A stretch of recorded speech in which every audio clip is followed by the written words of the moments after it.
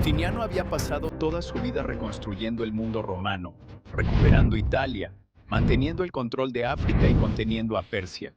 Pero los imperios no colapsan solo por derrotas. A veces colapsan por éxitos que cuestan demasiado.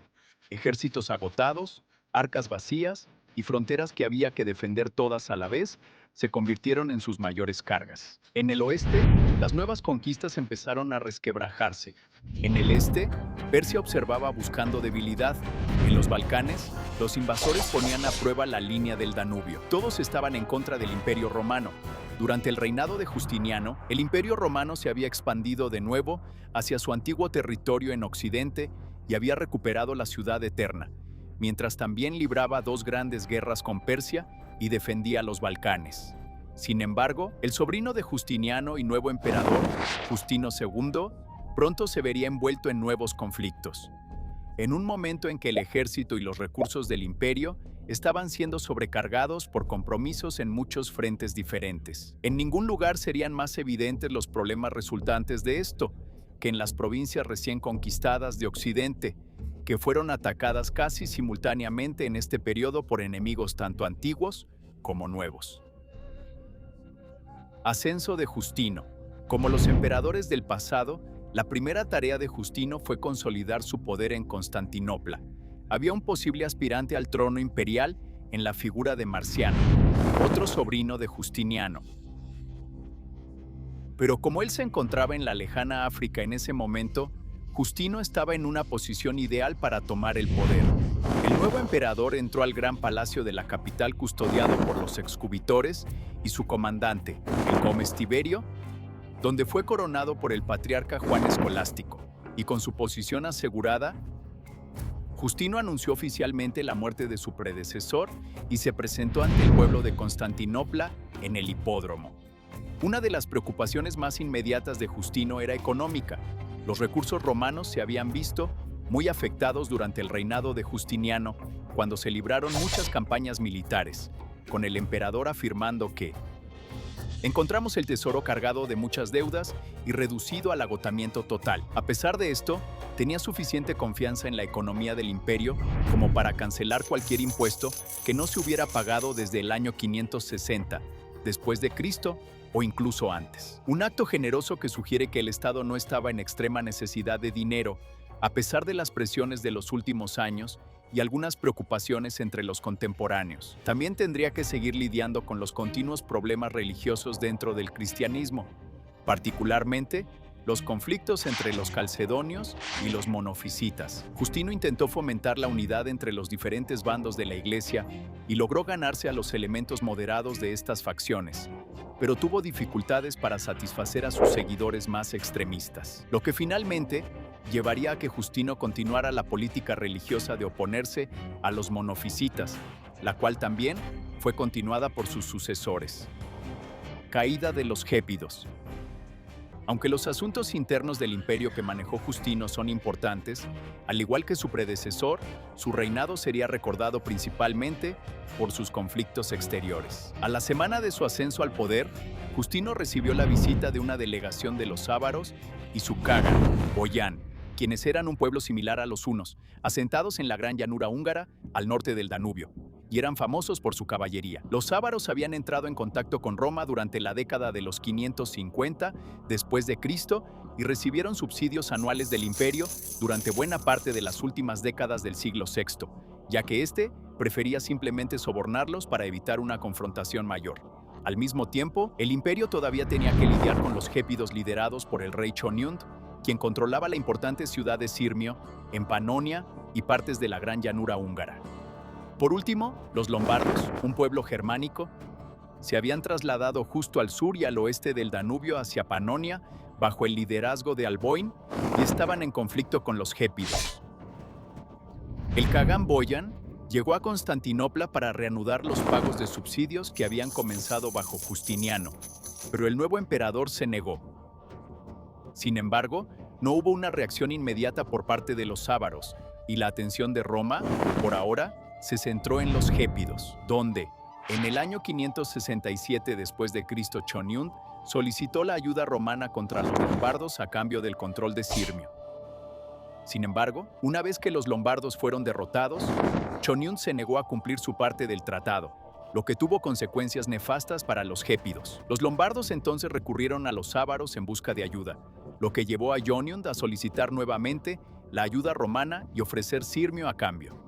Sin embargo, una vez que los romanos tomaron posesión de Sirmio, dejaron a los gépidos a merced de los lombardos y ávaros, quienes los aplastaron rápidamente y destruyeron su reino. Joniond fue asesinado y su cabeza convertida en una copa para beber por el líder lombardo, Alboino, quien agravó la ofensa al obligar a la hija de Joniond, Rosamunda, a casarse con él. Las guerras occidentales de Justino.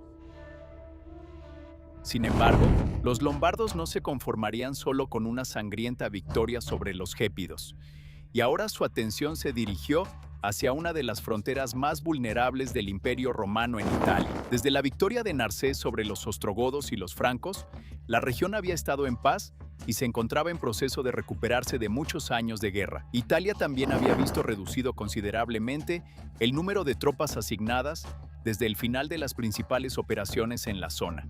Y combinado, estos dos factores la dejaron expuesta a un ataque a gran escala.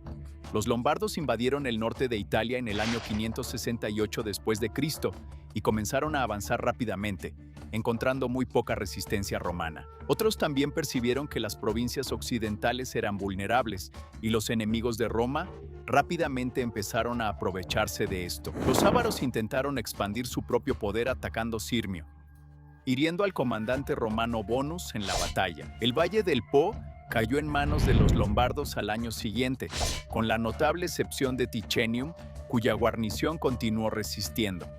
Al mismo tiempo, los visigodos bajo el rey Leovigildo también atacaron las provincias romanas en España, mientras que en África hubo una renovada guerra con los moros.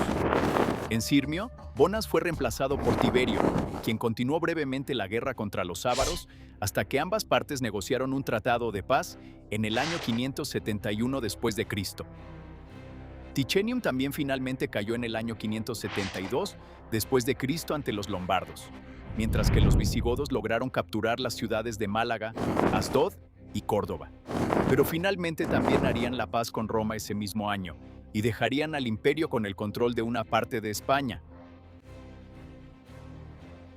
En Italia, la situación continuó deteriorándose, ya que los lombardos se habían expandido hacia el sur. Sin embargo, la unidad política de los invasores se rompió en el año 573 después de Cristo, cuando Rosamunda lideró un levantamiento contra Alboino. Según se informa, después de que el brutal rey lombardo le pidiera que bebiera de la copa hecha con el cráneo de su padre.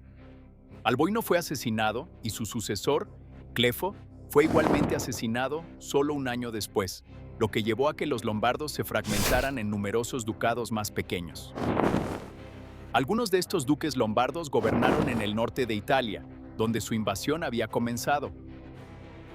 Otros se trasladaron al sur con sus seguidores, donde los ducados de Spoleto y Benevento surgieron como potencias destacadas. Aunque ya no eran un reino unido, los lombardos seguirían siendo una fuerza poderosa en Italia durante mucho tiempo, que ahora estaba dividida entre ellos y el territorio que permanecía bajo control romano. Aquí, los lombardos empezaron a asimilarse gradualmente a la población italiana local, casándose con ellos y siendo influenciados por su cultura. La antigua capital occidental de Rávena, así como la propia Roma, permanecieron en manos del imperio, al igual que un estrecho corredor que conectaba ambas ciudades. Junto con enclaves en Liguria, Nápoles, parte del sur de Italia y toda Sicilia. Como las provincias occidentales eran una preocupación secundaria para Justino, nunca se asignaron recursos allí para expulsar a los lombardos durante su reinado. Esto probablemente se debió en parte a los renovados conflictos con Persia en el este y a la defensa de los Balcanes, que eran el principal enfoque del emperador. La pérdida de tanto territorio arduamente conquistado a manos de los lombardos fue sin duda un golpe para los romanos, hecho aún más desafortunado por el momento de la invasión, cuando Italia se estaba recuperando poco a poco de la guerra gótica, privando al imperio de las muchas oportunidades y recursos que Italia podría haberle ofrecido en su totalidad. Sin embargo, las áreas que sí permanecieron bajo el dominio romano comenzarían a mostrar signos de recuperación y prosperidad. El sur de Italia, por ejemplo, conservó industrias de cerámica que exportaban productos a una amplia zona, y en general tenía un sistema de comercio más complejo y rico que las áreas ahora bajo el dominio lombardo, lo que dejó a la región como posiblemente la más rica del antiguo occidente romano, aún bajo el control del imperio. Mientras tanto, la ciudad de Roma, aunque no recuperó completamente el mismo nivel de prosperidad que alguna vez tuvo, volvería a convertirse en un centro comercial rico para el siglo VII d.C. Y Justino incluso envió un cargamento de grano desde Egipto a la ciudad para ayudar a aliviar una hambruna. Así, a pesar de la presión de los lombardos y el agotamiento de la región, tras años de guerra, muchas partes de Italia continuarían bajo control romano y volverían a ser zonas productivas del imperio. Mientras tanto, los conflictos orientales de Justino también estaba involucrado en una nueva gran guerra con Persia, así como en la llegada de un nuevo tercer actor en la rivalidad continua de los dos imperios.